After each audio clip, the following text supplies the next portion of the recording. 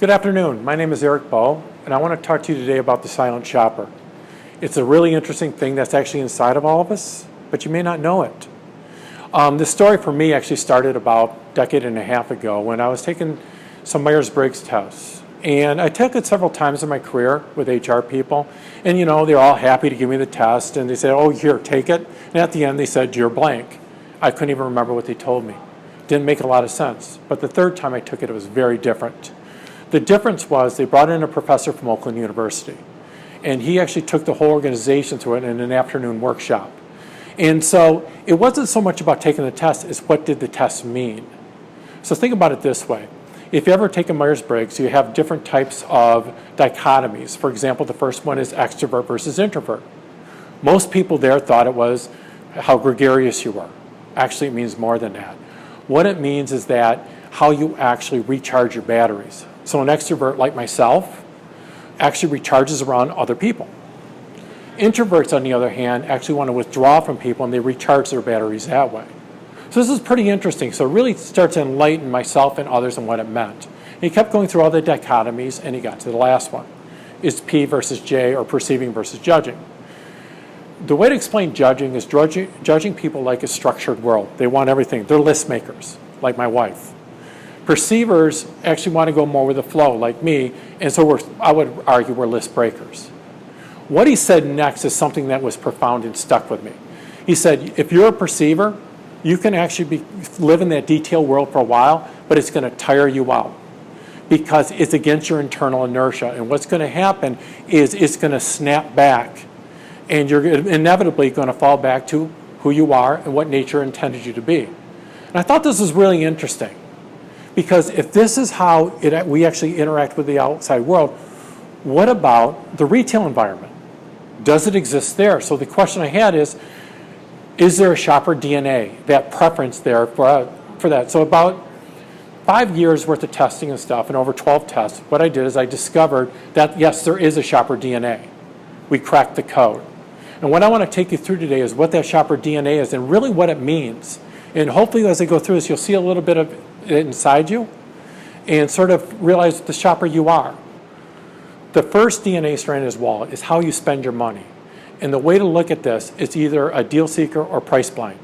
If you're a deal seeker, you're willing to exert the effort to actually get the best deal. Price blind people may want a deal, but what they're not doing is actually exerting the effort. So they're going to go into the store, they're going to get what they want and go out, and they'll take whatever the store has to give them. The interesting thing about deal seekers is that even though they buy, they're often haunted by did they get the best deal. So they keep paying attention. And the ghosts of purchases past haunt them, both from after they buy something, but what's also interesting is when you buy something that is more expensive, often you have monthly payments, whether it goes on your credit card or you get a loan. And those monthly payments keep coming. You get 0% financing on 72 or for 72 months, you see it again and again. After a while, you start wondering, can I get a better deal? And you almost start rethinking that and start looking around. Can somebody get a better deal if I refinance, move my cable bill, or stuff like that? So really these purchases these people are always on, and they're haunted. It's also a celebration. In one study we did with grocery shoppers, 2/3 of deal seekers talked about their most recent purchase. But what did they talk about? Well, I'm going to tell you, you're one click away on Google to figure it out. If you go to Google and type in my grocery haul and click on images, you're going to get something that looks like this. And what's fascinating about this, these people consider themselves experts. They take videos of themselves. They do blogs about it. And what they're trying to do is pay forward their expertise. They want bragging rights. So often if you catch yourself telling somebody else you got a deal, you got to ask yourself a question. Why are you doing it? Are you doing it just to share some altruistic knowledge? Or are you trying to get bragging rights, or is it a little bit of both? The next DNA strand is time, and it literally is love and hate. Let me explain that a little more. There's two types of people in time, mission and journey. Mission people want to get in, get out, get on with their life. They have a very structured approach to retail. Journey people, like myself, love just going and exploring. It's gotten so bad in my family, nobody goes in with me to Lowe's anymore. I go up and down every aisle and I often forget what the heck I went in there for. So if you dive into mission a little bit more, something fascinating is happening out there. If you don't like shopping, you try to limit it and enter Amazon, the elephant on the keyboard. What they're doing is they're tapping into this mission. They've been tapping into this mission shopper for a while now. And what's cool about this is that they're getting more and more and more and more to the point where they are doing two things. One, many people admittedly claim it's addiction.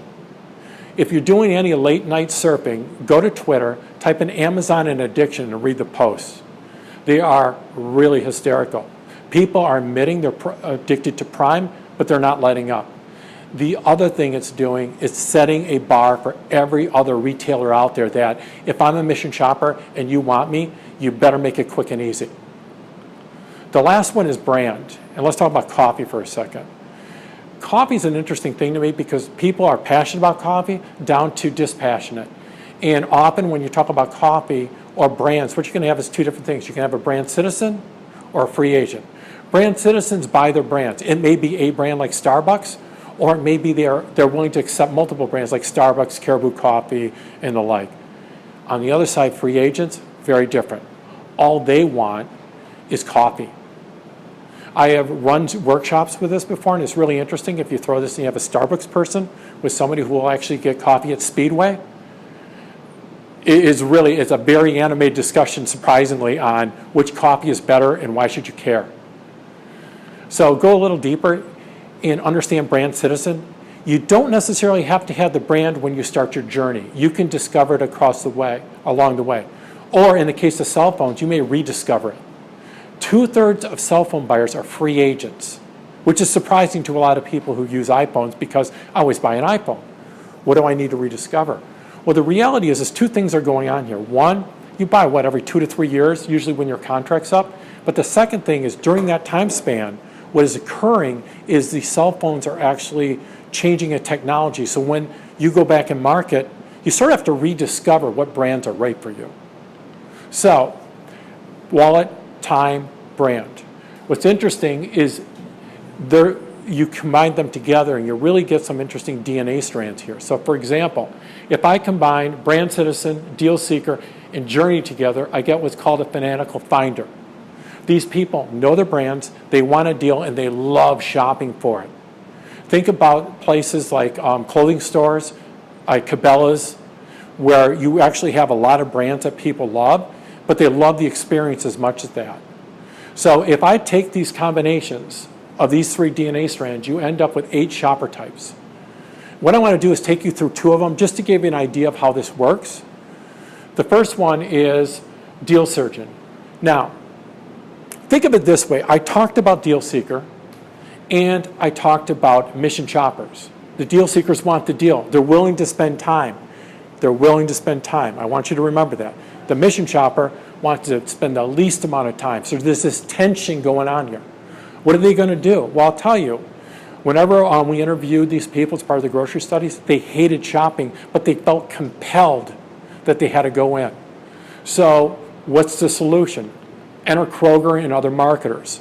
They're double up savings. What I mean by double up savings is they are actually doing 2 things. They're saving you time and they're saving you money. Kroger, if you shop at Kroger, does a wonderful thing. They have click lists. So you can go on there. They have coupons you can get online and apply to it. And they have specific click list coupons, can't say that too well, that you can actually use to reduce your amount. Then you go there. This gentleman in the stocking cap puts your groceries in the car and you go home. But they follow up with another wonderful perk, which is fuel perks. So they're fueling that deal seeker in you, if you're a deal surgeon, and at the same time, limiting the time you have to spend in the grocery store.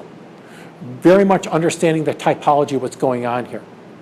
Another example is brand tracker. And a brand tracker is a brand citizen, deal seeker, and mission. And why do I have dogs up here? Well, the reason I have dogs is that in the dog study we did, 70% of the people were brand citizens. And it totally makes sense if you're a dog owner, because what don't you do? You don't switch the dog food. So first off, I got to buy the same dog food. Second off, I don't want to go in the store. I'm a mission shopper. And thirdly, I want a deal. So how the heck are you going to do this? You have to be crazy. Well, what you do is you go online and you can find people who are crazier, like the crazy coupon lady. This is a real deal I pulled off of there earlier this year. If you went into Target and used manufacturer coupons, their coupon, Cartwheel, and you got a gift card back, you could get a 20-pound bag of Purina dog chow for 64 cents. That's amazing. And that's what these people search out. Now, here's the funny part. There's several blogs out there of people who took advantage of this. How many times do you think they bought it? They went back several times. So it's really interesting with these brand trackers. They have this brand radar. When they find it, they pounce on it, and they're going to stock up if it's shelf-stable.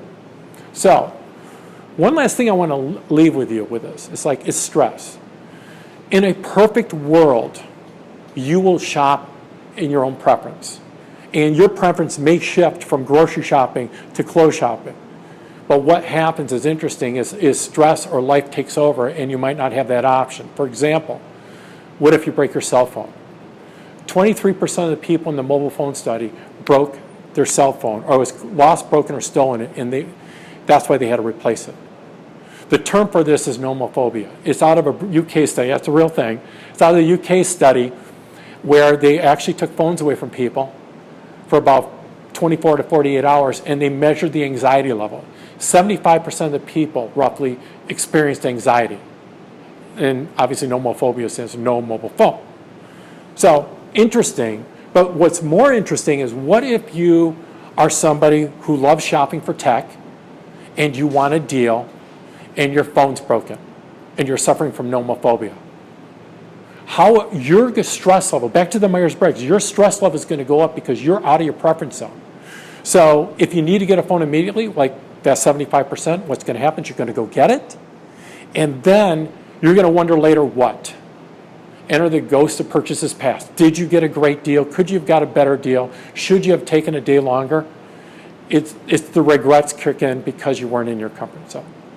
So in conclusion, the question I have for you is, you saw this presentation, what shopper DNA are you? That's it. Thank you.